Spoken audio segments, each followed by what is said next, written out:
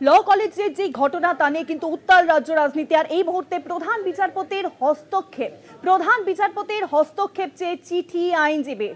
সোম শুভ্র রায় চিঠিতে অবিলম্বে প্রধান বিচারপতির হস্তক্ষেপের দাবি করা হয়েছে। ল কলেজের ঘটনা এবার প্রধান বিচারপতির হস্তক্ষেপ চেয়ে চিঠিতে অবিলম্বে প্রধান বিচারপতির হস্তক্ষেপের দাবি করা হয়েছে।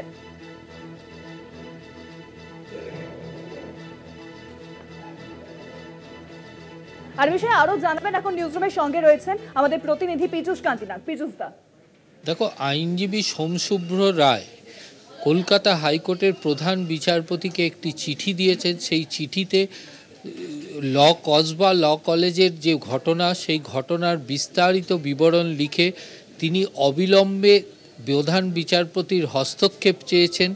এবং মূলত আমরা জানি যে আরজি করের মামলার সময়ও কিন্তু প্রধান বিচারপতির দৃষ্টি আকর্ষণ করা হয় এবং স্বতঃপ্রণোদিত মামলা দায়েরের জন্য আবেদন জানানো হয়।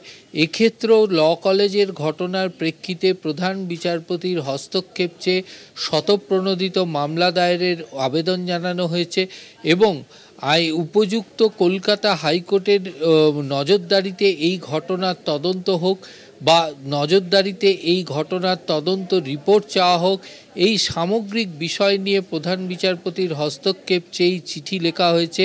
এখন দেখার যে আগামী সোমবার তার এই চিঠির প্রেক্ষিতে প্রধান বিচারপতি কোনো পদক্ষেপ গ্রহণ করেন কিনা।